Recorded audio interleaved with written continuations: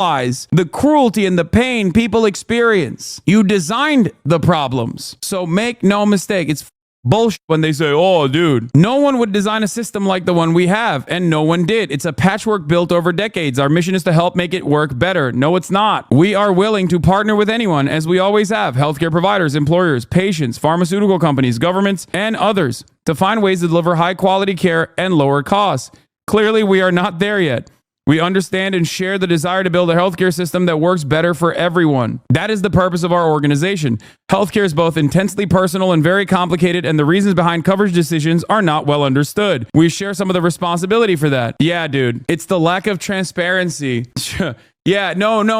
You don't understand. There are good reasons for why we deny coverage. You're using too much healthcare, which, by the way, we're not even providing. Nurses, doctors, hospitals are providing the care. We simply are the middleman that makes money off of making the process more costly. And the way we make money? By denying you the actual coverage that you paid for.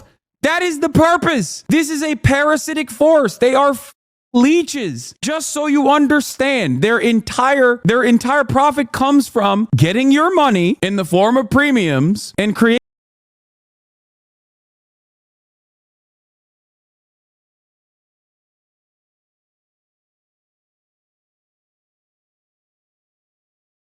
Anybody here been with a strong girl before? Like a bodybuilder? Anybody stronger than them? Yes. Yeah? She beat the fuck out of me. She beat the fuck out. Okay, where'd you meet her? You met getting mugged by some woman? I actually met her on Grindr. You met her on Grindr? What do you mean? Oh, okay. Okay, interesting. Yeah, was she trans? What was she doing on there? Disguise yourself as a man and be fucking. No, shut up. Are you trying to be funny? No. Be honest. I'm not funny. Well, that's clear right now. So, don't try and use the I'm bad at this defense when you're trying to do it. How could I be stealing? Oh, I'm so shitty at it. She didn't, you weren't on Grindr. Come on, just admit we can all move on. Say you tried the bit and it failed. Okay, so what's worse, being on Grindr? No, motherfucker. No, you don't get a second attempt to be funny. Tell us, did that actually happen, yes or no? Yes. Okay, we'll take your face value. Why are you on Grindr? Are you a gay guy? Maybe. Okay, boo this man, please. This is. Why did you double down, you dumb bitch? I gave you the out. You can see, we can all tell you're fucking nervous. Oh, Grindr, that's funny. Being gay is hilarious. It's not a joke in and of itself, you dumb bitch. God damn it. Anybody else been with a strong girl? Hey, I dated a Sasquatch. You did? Okay. Are you being honest? Or I am being honest. Huh? Okay. It's kind of rude to call her a Sasquatch if you're being honest. No, sit down. What the fuck do you think this is? Let me make something good. This is not about to turn into a shitty town hall meeting, okay? Everyone shut the fuck up. No more bits. You answer the questions truthfully, or you will be ejected, okay? Go ahead, you dated, and then let's be nice to the big woman that fucked you, by the way. You don't have to call her a Sasquatch. Yes, she was a strong woman. Okay, all right. So how did you meet her? We were in high school. Okay, nice. And what We was? went to a Bible study on Wednesday nights together. You tried to get some pussy at Bible study? That's pretty cool. And you approached her. She approached you. Kind of mutual. Mutual. What do you mean? What? Well, we both just were like, hey. Okay, so somebody. Anyway, whatever. It was a long time. How old are you? I'm 44. You're 40. Oh wow, dude, this is a fucking 30-year-old memory. This is awesome. You're going into the bank for this one. Respect. So she was stronger than you? Oh yeah, by far. I'm about 140 pounds. Okay. At that point, she was 170. I was about 110. Okay, and she was taller than you too, I'm guessing? Oh, yeah. You a little guy? We're making out on my basement floor. Okay. She's on top of me. Okay, damn, are you hard right now?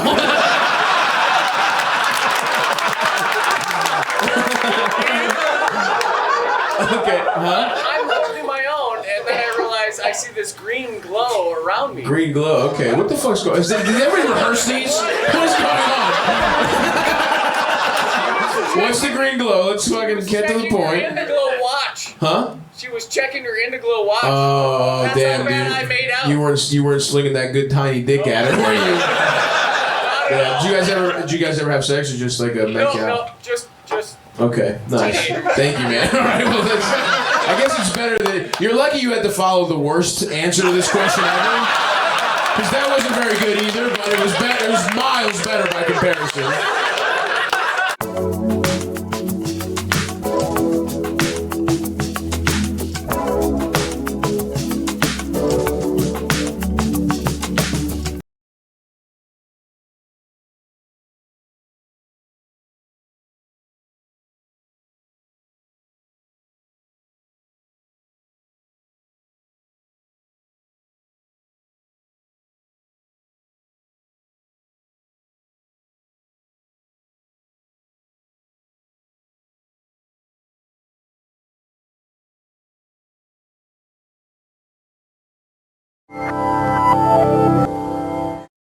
Crash Course Philosophy is brought to you by Squarespace.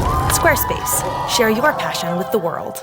What gives your life meaning? God, love, money, work, fan fiction, football, shopping, Sherlock. You might have your own personal sense of purpose in your life, or maybe you're hoping this course will help you find one. Or you might believe that you were created with a certain essence as a human being, with a purpose given to you by God. Whatever the case is, no one would fault you for wanting your life to have meaning. A sense of meaning is something that we all crave, maybe even need. And as we move out of our unit on the philosophy of religion, we should spend some time talking about how we understand our lives as being meaningful. Because when you think about it, a lot of us devote a ton of energy to the task of finding meaning in our lives. Maybe you find it through religion, or by fighting for social justice, or educating others, or seeking beauty in artistic expression. No matter how you do it, there's a group of philosophers, the existentialists, who say that any or all of these things can give your life meaning. But at the same time, they say none of them can.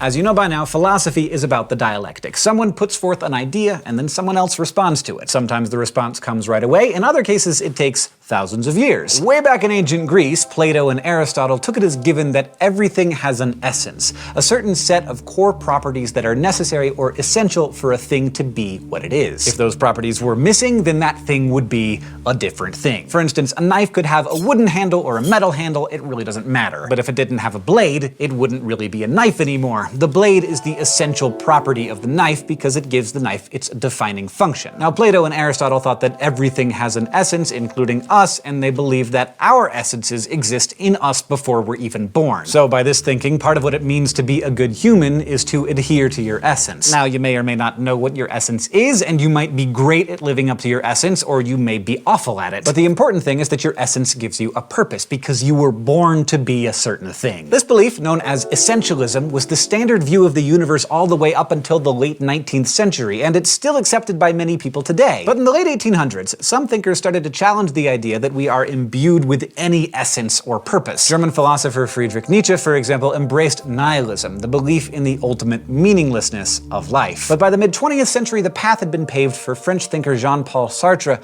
to return to the question of essence and ask, what if we exist first? What if we're born without any hardwired purpose, and then it's up to us to figure out our own essences? Well, this became the framework for what we now know as existentialism, and its mantra is the claim that existence precedes essence. In other words, our existence, our birth, happens first, then it's up to each of us to determine who we are. We have to write our own essence through the way we choose to live. But we have no actual predetermined purpose. There's no set path that we're supposed to follow. It's hard to express how radical this idea was at the time, because for thousands of years before this, you didn't have to choose a path or find your purpose. God did it for you. But it's important to note that existentialism is not synonymous with atheism. Plenty of existentialists are atheists, but some are theists, like Kierkegaard. What theistic existentialists deny is any sort of teleology. That is, they refute the notion that God made the universe, or our world, or us, with any particular purpose in mind. So God may exist, but instilling you, or your life, or the cosmos with meaning, that's just not in his job description. As a result, we are each born into a universe in which we and our world and our actions lack any real inherent importance. This is a fundamental component of existentialism, and its adherents refer to it as the absurd. You and I think of absurdity as something that's just silly or preposterous,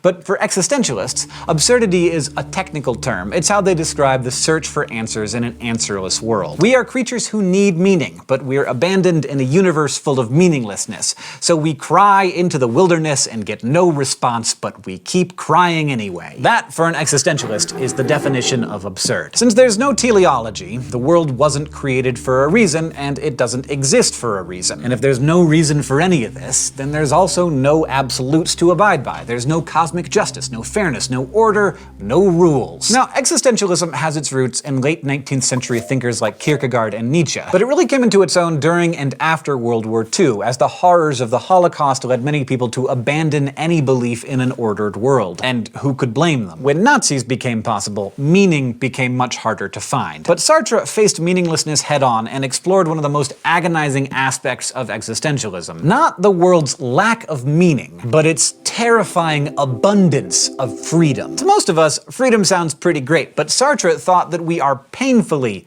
shockingly free. After all, if there are no guidelines for our actions, then each of us is forced to design our own moral code, to invent a morality to live by. Sartre took this to mean that we are condemned to be free, a fate that he found to be quite awful. You might think that there's some authority you could look to for answers, Sartre said, but all of the authorities you can think of are fake. You can do what your parents say, or your church, or your government, but Sartre said those authorities are really just people like you, people who don't have any answers, people who had to figure out for themselves how to live. So the best thing you can really do, he determined, is to live authentically. Sartre used this to mean that you have to accept the full weight of your freedom in light of the absurd. You have to recognize that any meaning your life has is given to it by you. And if you decide to just phone it in and follow a path that someone else has set, whether it's your teachers, your government, or your religion, then you have what he called bad faith, a refusal to accept the absurd. If you live by bad faith, you're burying your head in the sand and pretending that something out there has meaning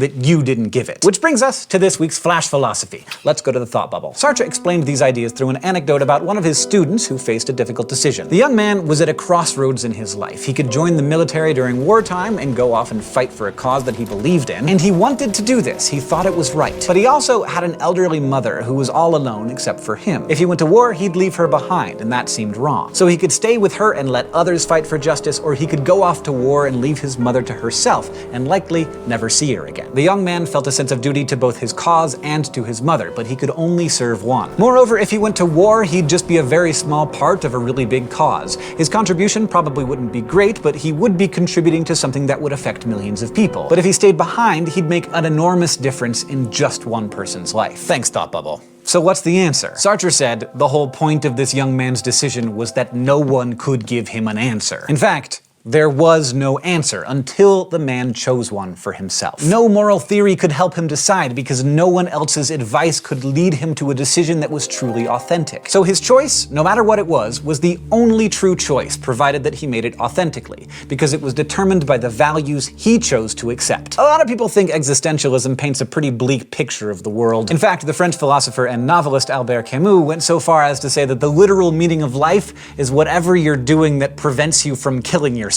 But most existentialists would remind you that the world and your life can have meaning, but only if you choose to assign it. If the world is inherently devoid of purpose, you can choose to imbue it with whatever purpose you want. So no one can tell you if your life isn't worth anything if you, say, don't have children, or don't follow a lucrative career path, or achieve whatever standards your parents hold you to. And this works not just on an individual scale, but on a global one too. If the world is going to have any of the things most of us value, like justice and order, we're going to have to put it there ourselves, because otherwise, those things wouldn't exist. So a worldview that looks bleak to some may to others seem almost exhilarating. Today, I hope you enjoyed as much as I did learning about essentialism and its response, existentialism. We talked about Jean-Paul Sartre and his ideas about how to find meaning in a meaningless world. This episode was brought to you by Squarespace. Squarespace helps to create websites, blogs, or online stores for you and your ideas. Websites look professionally designed regardless of skill level, no coding required. Try Squarespace at squarespace.com/crashcourse for a special offer. Squarespace, share your passion with the world. Crash Course Philosophy is produced in association with PBS Digital Studios. You can head over to their channel to check out amazing shows like The Chatterbox, PBS Spacetime, and PBS Idea Channel. This episode of Crash Course was filmed in the Dr. Cheryl C. Kinney Crash Course studio with the help of all these awesome people, and our equally fantastic graphics team is Thought Cafe.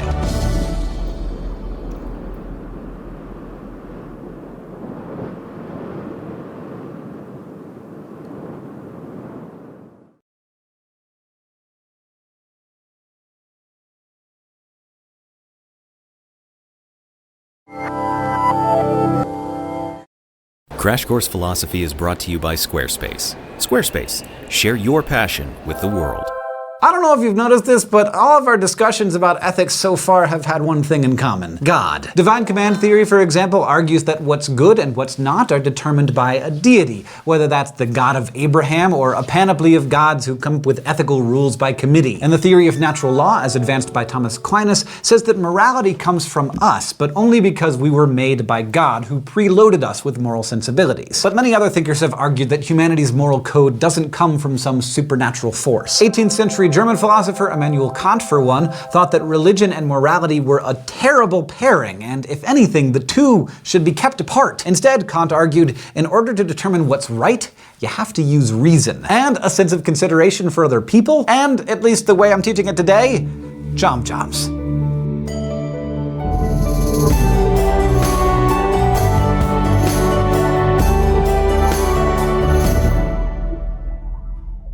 Kant took morality pretty seriously, and he thought we should too, all of us, regardless of our religious beliefs or lack thereof. Because he knew that if we look to religion for our morality, we're not all going to get the same answer. But he thought morality was a constant in an almost mathematical sense. 2 + 2 = 4, whether you're a Christian, Buddhist, or atheist, and for Kant, the same went for moral truths. But he made a distinction between the things we ought to do morally and the things we ought to do for other non-moral reasons. He pointed out that most of the time, whether or not we ought to do something isn't really a moral choice. Instead, it's just contingent on our desires. Like, if your desire is to get money, then you ought to get a job. If your desire is to get an A in class, then you ought to study. Kant called these if-then statements hypothetical imperatives. They're commands that you should follow if you want something. But hypothetical imperatives are about prudence rather than morality. So if you don't want money, you can always choose not to work. And if you don't care about getting a good grade, studying becomes totally optional.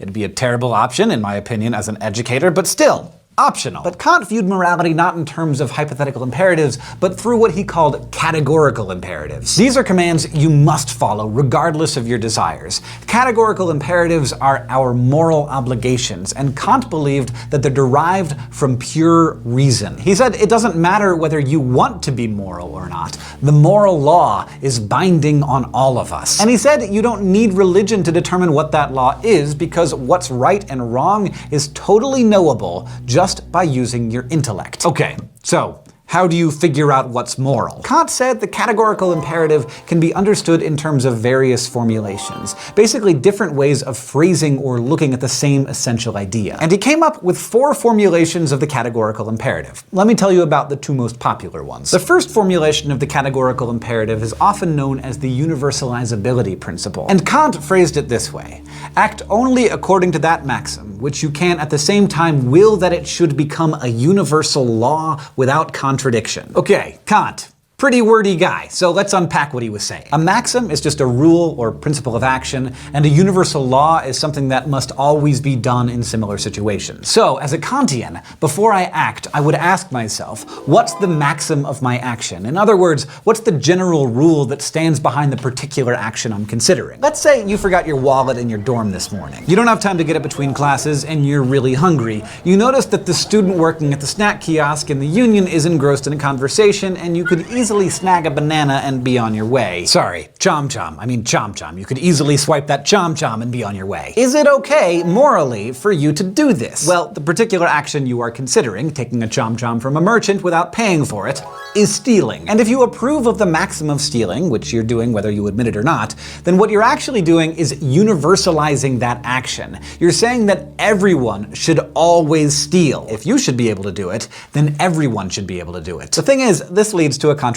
And remember, Kant's wording specifically says that moral actions cannot bring about contradictions. The contradiction here is no one would say that everyone should steal all the time. Because if everyone should always steal, then you should steal the chom-chom, and then I should steal it back from you, and then you should steal it back from me, and it would never end, and no one would ever get to eat any chom-chom. Therefore, stealing isn't universalizable. So what Kant's really saying is that it's not fair to make exceptions for yourself. You don't really think stealing is okay, and by imagining imagining what it would be like to universalize it, that becomes clear. Now, Kant's view that moral rules apply to everyone equally sounds nice and fair, but it can sometimes lead to some pretty counterintuitive results. To see how this formulation can go awry, let's visit the thought bubble for some flash philosophy. Let's say one morning Elvira and Tony are having breakfast. Then a stranger comes to the door and asks where Tony is so he can kill him. Obviously, Elvira's impulse is to lie and say that Tony isn't around right now in order to protect him from this would-be murderer. But Kant says she can't lie, not ever, not even to save Tony's life. Here's his reasoning. Suppose she's at the front door talking to the stranger.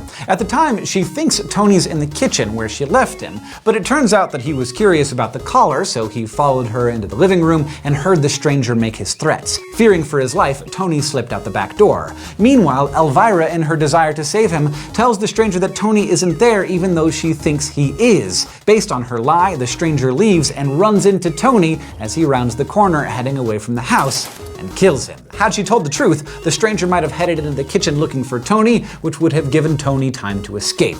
But she didn't. Now, by Kant's reasoning, Elvira is responsible for Tony's death because her lie caused it. Had she told the truth, only the murderer would have been responsible for any deaths that might have occurred. Now, she could have refused to answer the stranger altogether or tried to talk him out of it. But the one thing that she's never permitted to do is violate the moral law, even if others are doing so, even for a really good cause. Poor Tony. Very sad. But thanks, Thought Bubble. So the first formulation of the categorical imperative is about the universality of our actions. But the second formulation focuses on how we should treat other people. And it goes this way.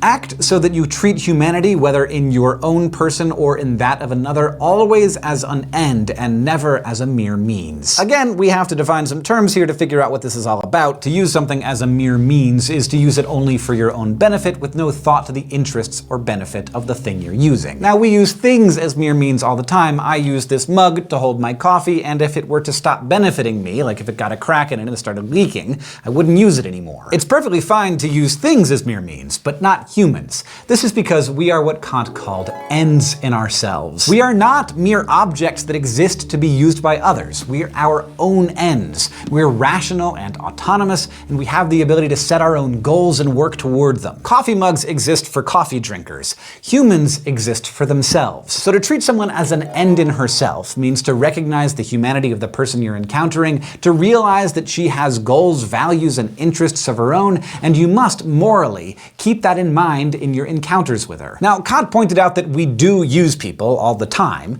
and that's okay. Because most of the time we use other people as a means for something, but not as a mere means. We still recognize their humanity when we use them, and they agree to being used. So, for example, you are using me right now to get information about Kantian ethics. I am using Nick and Nicole to help me get that information to you. Kant said that you and I and Nick and Nicole, we all deserve to not be used as mere means because of our autonomy. Unlike other things in the world, we're self-governed. We're able to set our own ends, to make our own free decisions based on our rational wills. We can set goals for ourselves and take steps to realize those goals. This imbues us with an absolute moral worth, Kant said, which means that we shouldn't be manipulated or manipulate other autonomous agents for our own benefit. And this means that things like lying and deception are never okay, because if I'm being deceived, I can't make an autonomous decision about how to act because my decision is based on false information. For instance, I might agree to loan you money so you can buy books for school, but I wouldn't agree to loan you money so that you can get a new Xbox. I'm sorry, but no. So when you lie to me about what you're going to be doing with the money you're asking for, you rob me of my ability to autonomously decide to help you. You've treated me as a mere means to accomplish your goals with no thought to my own goals and interests,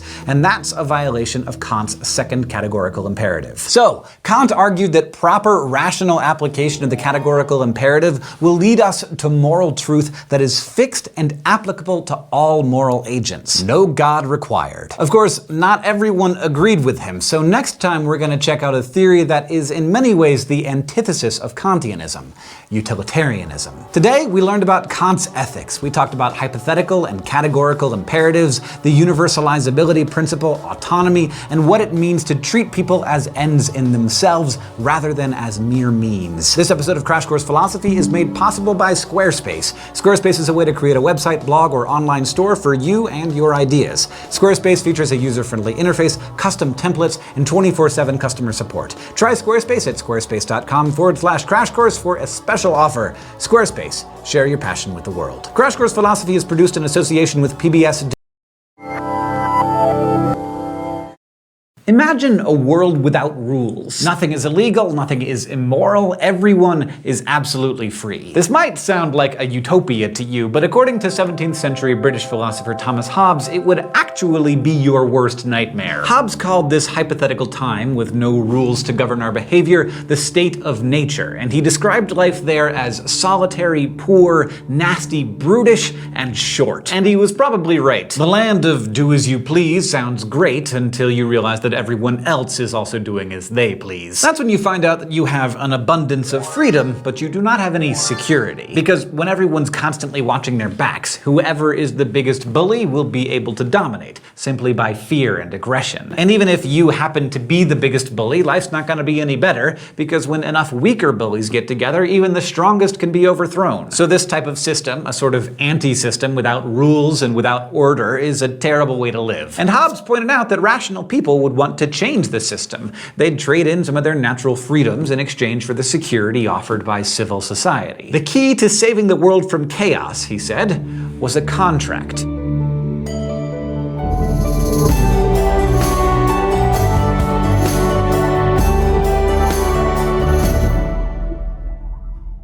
Hobbes didn't think there was anything deeply real about morality. It's not written in the stars or waiting to be discovered by reason or handed to us on stone tablets by the divine. Morality, he believed, is not primitive or natural. Instead, Hobbes proposed, anytime you get a group of free, self-interested, rational individuals living together, morality will just emerge. Because free, rational, self-interested people realize that there are more benefits to be found in cooperating than in not cooperating. Like, say I have an avocado tree growing outside of my house. I consider it mine, and I can take all the avocados I want from it. You have a mango tree, and you can take all the mangoes you want. But sometimes avocado havers grow tired of avocados, and mango havers grow tired of mangoes. This might actually be a bad example, because is there any such thing as too much guacamole? But sometimes you just really want a mango smoothie, and in the state of nature, where there are no rules, the only way for me to get a mango is to steal it. And the same goes for you and my avocados. So we found ourselves living in a world where we steal from each other, which means that both of us are always on edge and we see each other as enemies. But remember, we're rational, so we find a better way. We make an agreement. We promise not to steal from each other, and we promise to trade avocados for mangoes. Now we have more security and a more interesting diet. What we have created is a contract, a shared agreement, and suddenly morality is born. This view, espoused by Hobbes and followed by many today, is known as contractarianism. Contractarians say that right acts are those that do not violate the free, rational agreements that we've made. And we make these agreements because we think they'll make our lives better. So basically, we trade in some freedom for the benefits that come out of cooperative living. Avocado for mango contracts are pretty straightforward. We both want something, and we make an explicit contract that we both believe will result in us being better off. But some contracts aren't so obvious. We're also bound up in a lot of implicit contracts, ones that we've never actually agreed to but sort of find ourselves in. For instance, natural-born citizens of the United States never agreed to follow the law of the land. Immigrants who become citizens do. They have to engage in an explicit contract as part of the citizenship process. But for the rest of us, we are expected to follow all sorts of rules that we never agreed to follow. Now, if you try to explain to the cop who pulled you over that you never agreed to the speed limit, so you're not bound to follow it,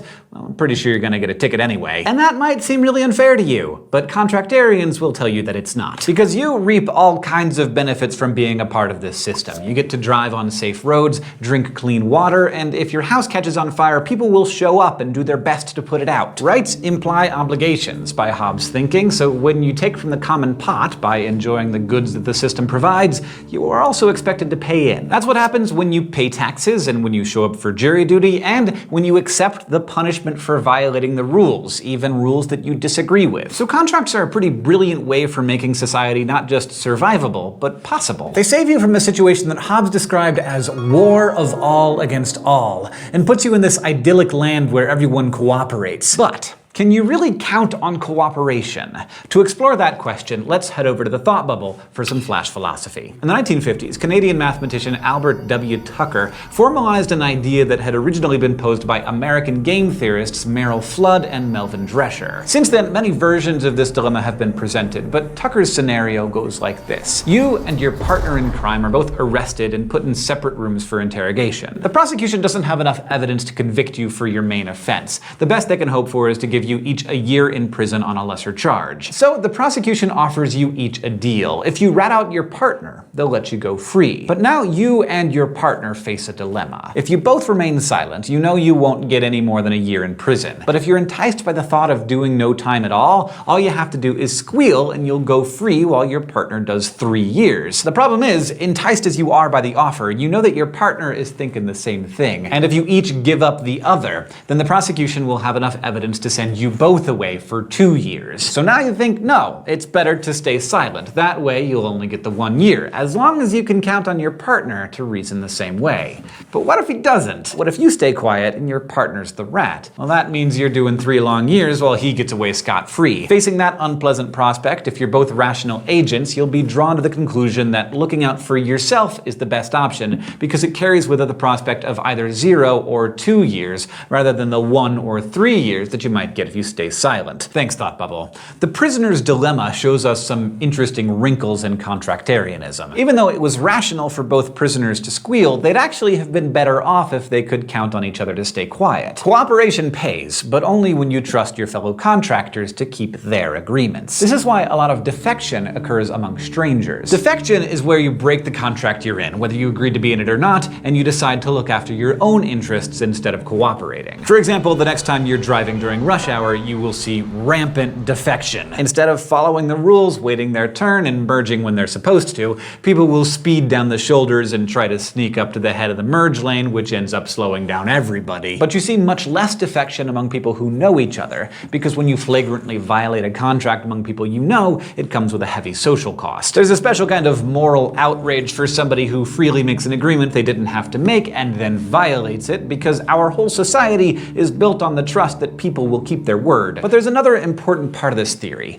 one that we haven't mentioned yet, and that is, in order for a contract to be valid, the contractors must be free. You can't force someone into a contract, and the contractors must be better off in the system that the contract makes possible than they would be outside of it. Sure, there are probably some rules that don't work in your favor all the time, but the system overall must make your life better than if you were on your own. So contractarianism necessarily rules out things like slavery. Any given person will always be better off outside a system that enslaves her, so that type of system could never be legitimate, even if it's agreed upon by the majority of the group. And maybe you've noticed something else about this moral theory, something that's distinct from, say, the divine command theory or Kantianism or even utilitarianism. With contractarianism, there is no morality until we make it up. There's nothing fundamentally real about it, but it becomes real as soon as you and I agree that it is, because once we agree to particular rules, they become real and binding. So in a way, contractarianism is the most permissive of the moral theories we've looked at. Morality is determined by groups of contractors, so whatever they agree to goes. Which means, of course, morality can change. If, as a group, we change our minds, we can simply modify the contract. Which is exactly what happens, explicitly when we change laws, and implicitly with shifting social mores. But contractarianism is still pretty rigid in some ways. If you take on an obligation, you have a duty to keep it. This theory starts with the assumption that we get to choose what responsibilities we incur, so we're all held to a high standard for keeping the agreements we choose to make. Next time, we're gonna conclude our unit on moral theory with a look at virtue theory. Today, though, we learned about contractarianism. We talked about Hobbes's state of nature and the implicit and explicit contracts. We learned about the prisoner's dilemma and the benefits and costs of violating contracts. Crash Course Philosophy is produced in association with PBS Digital Studios. You can head over to their channel to check out a playlist of the latest episodes from shows like It's Okay to Be Smart, Physics Girl, and Shanks FX. This episode of Crash Course Philosophy was filmed in the Dr. Cheryl C. Kinney Crash Course studio with the help of all of these awesome people, and our equally fantastic graphics team is Thoughtcast. Crash Course Philosophy is brought to you by Squarespace. Squarespace, share your passion with the world.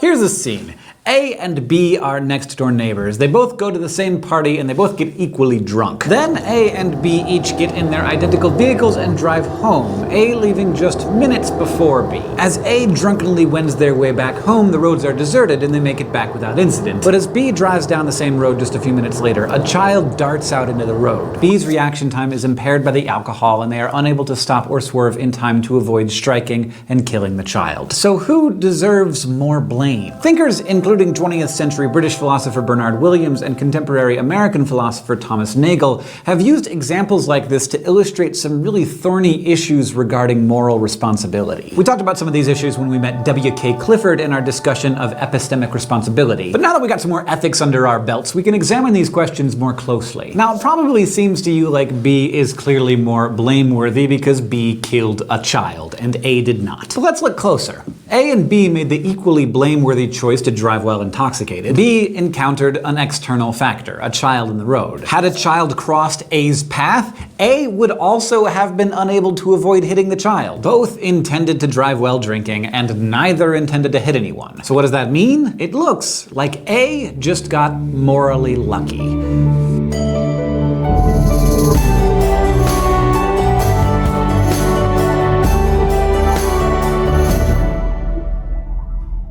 What does it mean to be morally responsible? In philosophy, moral responsibility refers to acts or states of affairs for which you can be praised or blamed. But how do you figure out if you really deserve praise or blame for something that happens? Well, there's a principle in moral philosophy known as ought implies can. This means that if you ought or should do something morally, then you first must be able to do it. In other words, you're only morally required to do things that are possible for you. And this makes some good sense, right? Ought implies can is one of the few philosophical principles that basically everybody agrees with. It just makes logical sense. And most people agree that since ought implies can, you can't be held morally responsible for situations that are out of your control. If someone cuts the brake lines of my car without my knowledge and that leads to me being in an accident, most people would say that I am not morally responsible for any injuries or damage that occur. Yes, I was still part of the chain of events that led to the damage, because if I hadn't decided to drive to that place at that time, the accident wouldn't have happened. But I can't be blamed for it. Now you see the distinction between causal responsibility, where you're one link in a chain of events,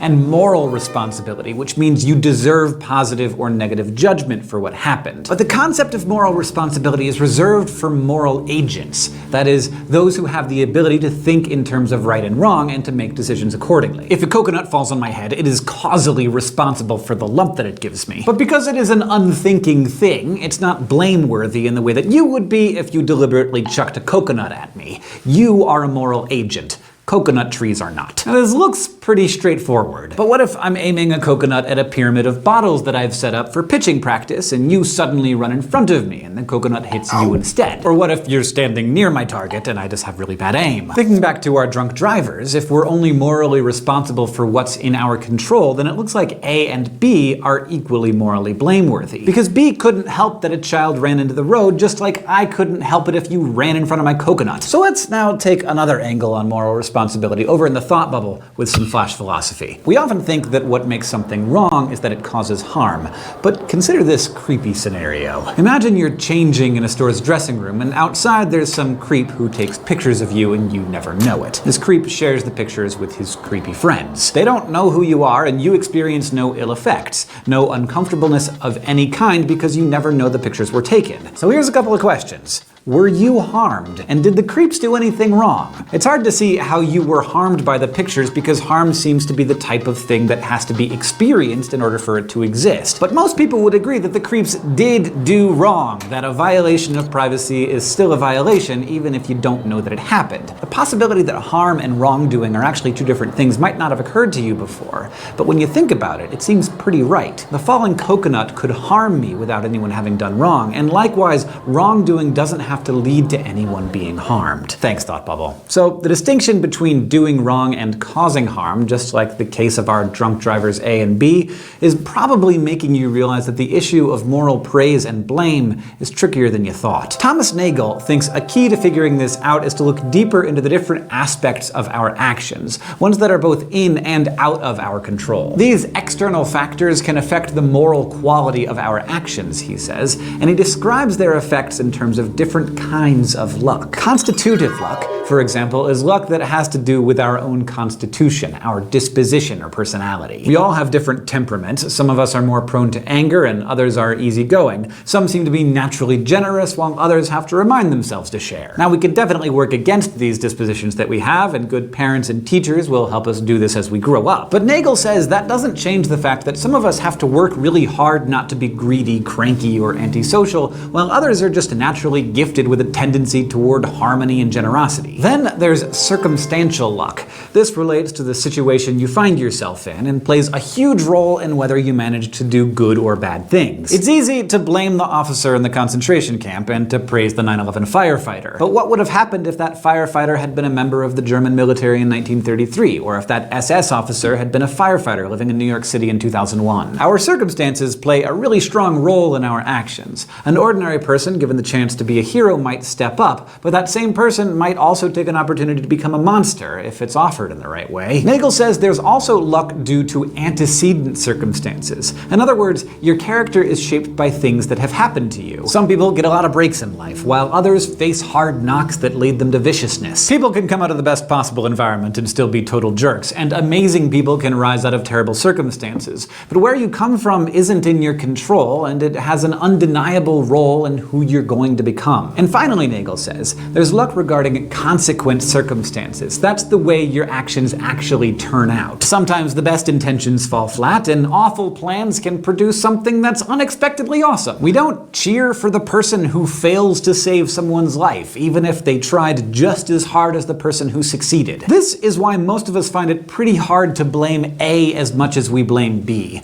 because the fact remains, B's actions left a child dead, and A's didn't. So Nagel argues that all of these factors affect the morality of our actions. But if they're out of our control, does moral praise and blame even make sense? In this light, it looks like usually we shouldn't assign any praise or blame.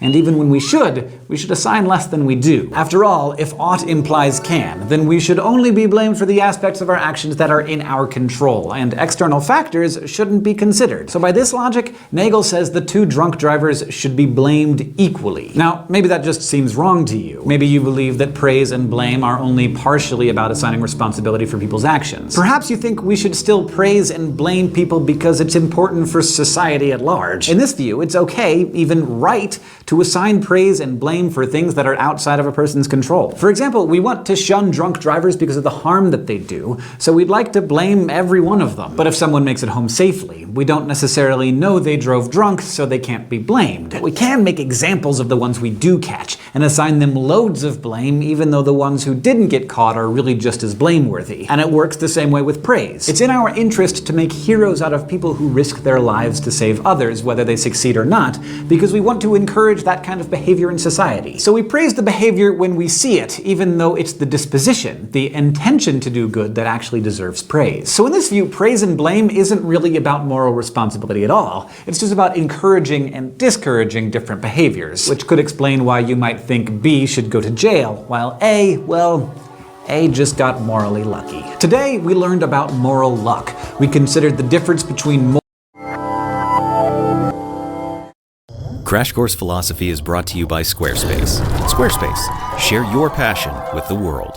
Why is the sky blue? Which came first, orange the color or orange the fruit? And why is C-3PO afraid of everything? Like, who decided it was a good idea to teach a droid to experience fear? There are some questions that we ask ourselves, either as kids or adults, or both. They're questions about weird everyday things, and they're weird because most of us don't know the answers to them offhand. But most of the time, those questions turn out to be pretty answerable. Like, for the ones I just mentioned, the short answers are because of the way photons interact with molecules in the atmosphere, the fruit, and because that's what George Lucas wanted. Maybe because 3PO is a protocol droid and they need to be able to relate to humans, though he could stand to turn his fear settings down a notch. Now, as you know, philosophers have a soft spot for questions that can never be answered. Most of the time, these puzzles make for great thought experiments, tests of our skills in logic and argument. But there are some questions whose very lack of an answer can be downright troubling. Unlike the occasional fluke of physics or bit of Star Wars trivia, there's a part of us that really wants or even needs to have an answer to these things. For the past month or so, we've been exploring the philosophy of religion, and we've been doing it mainly from a theistic perspective, looking into arguments that justify belief in God. But one of the most persistent challenges to God's existence is also the root of one of the most asked but least answerable questions that we as thinking beings face. Why is there evil?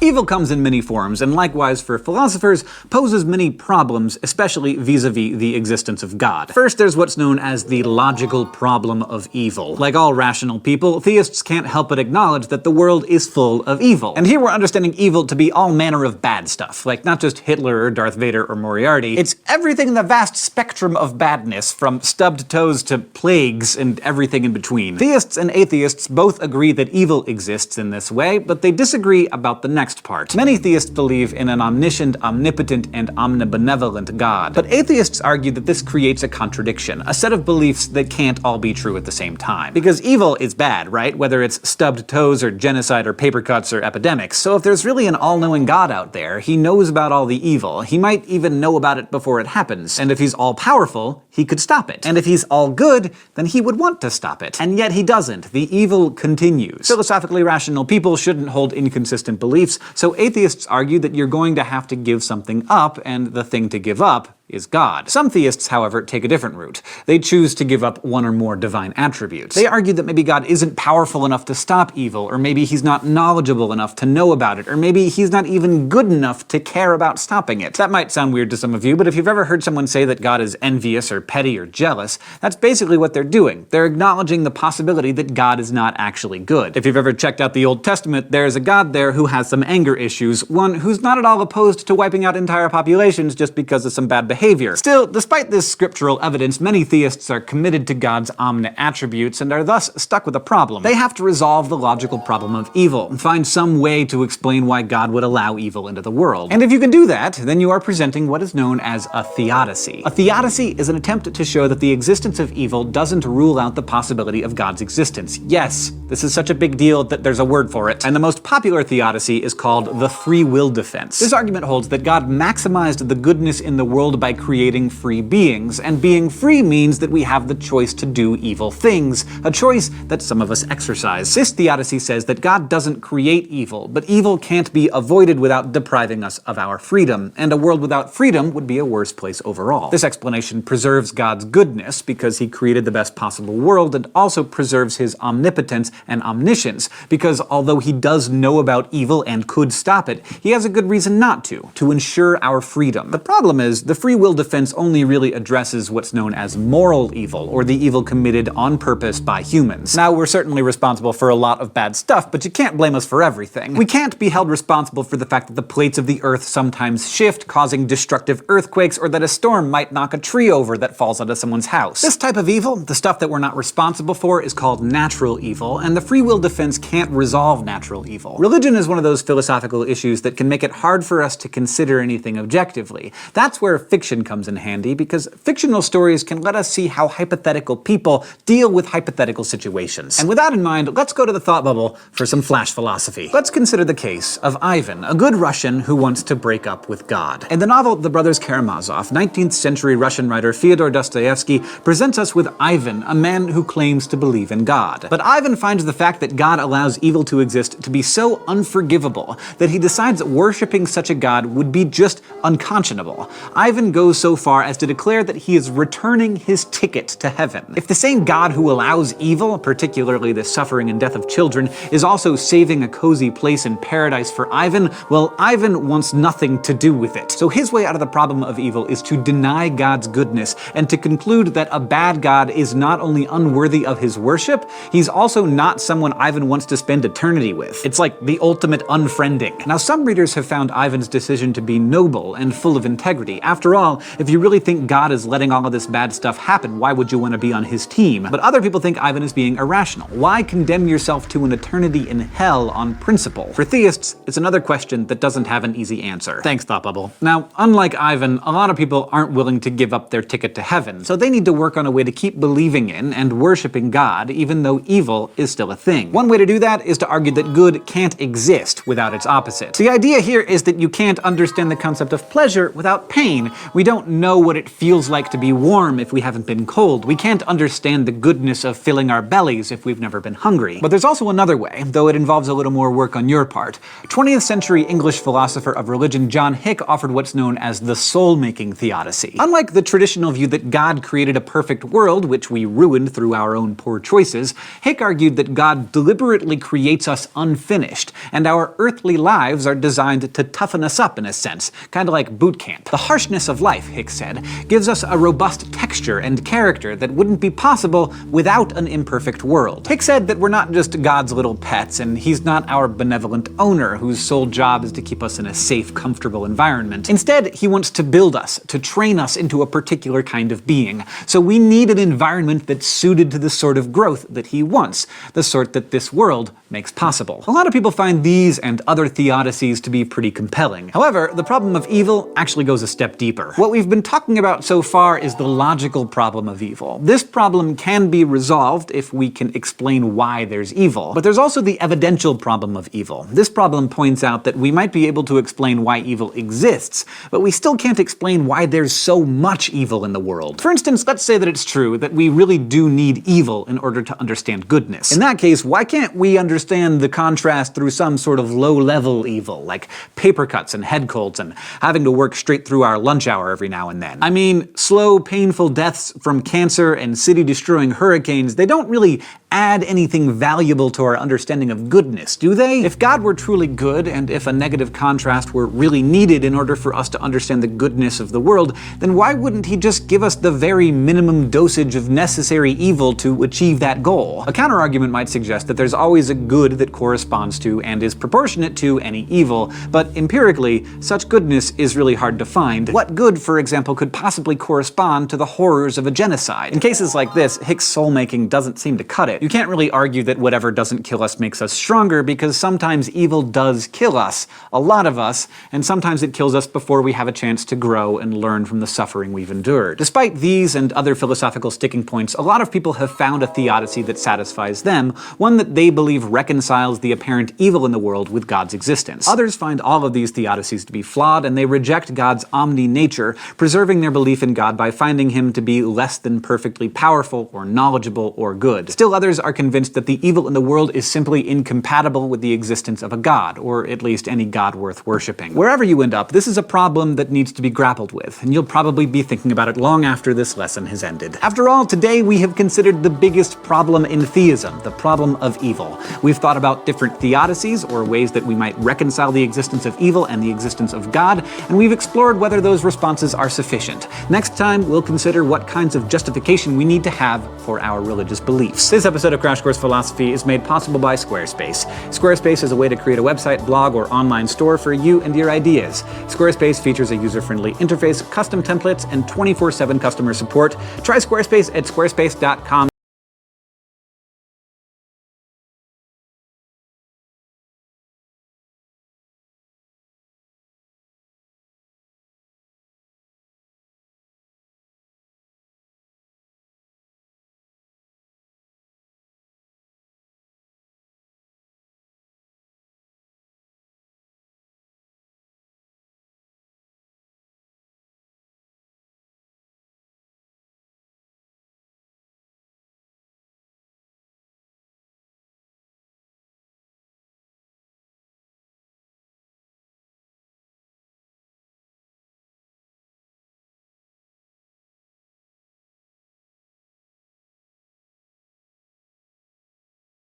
It's 2016, you're finishing up your 9 to 5, or maybe you just got back from a long day at school. Tired, you decided to chill off by playing a game. You boot up your console or PC and you open a certain game, and as the game loads you into its servers, there you see, in huge white text, under a circular, slick logo, Overwatch was a game like no other. I've played Overwatch since the early days, and I can definitely say there weren't many games like it. Shooters were either Counter-Strike Global Offensive or something similar to a Call of Duty. But Overwatch wasn't just a video game. From the presentation to the vast and varied cast of characters to the world of Overwatch, it was unique to the shooter genre. The closest game to it being Team Fortress 2, but while I saw TF2 being a goofy, fun game, I never really took an interest in the characters and the world of TF2. At least not in the way that Overwatch did. Overwatch knew how to stand out, especially against its competitors like Paladins and Battleborn. One way that it stood out were cinematics. Cinematics were special and so beautifully made. They were these 8 to 10 minutes of highly produced movies that showed us a bit of the Overwatch world. They enriched the characters, making you feel attached to them like dragons.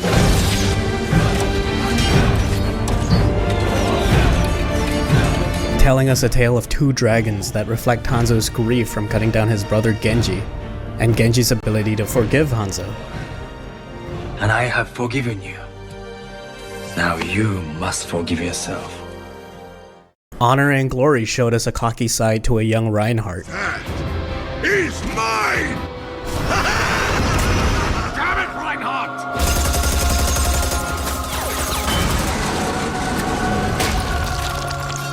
Which costed him his eye and a friend.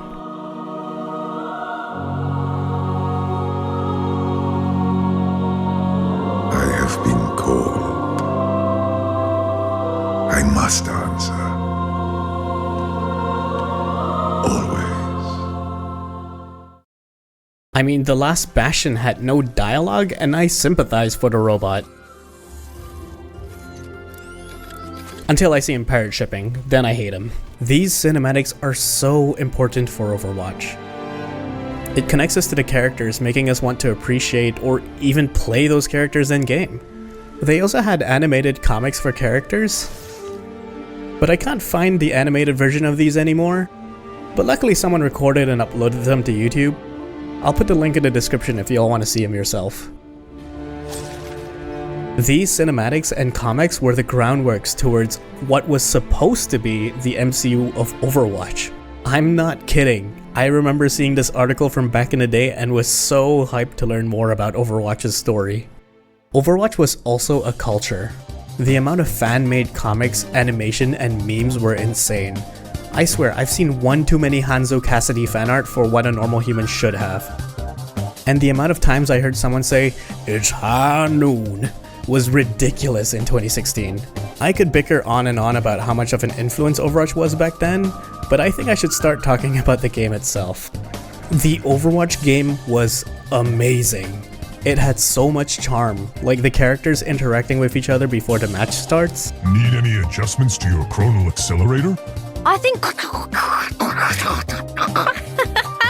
Just kidding, Winston. It works great. The UI being italics, Athena counting up kill counts like in Halo, or the music that they use to indicate the competitive mode and overtime is intense.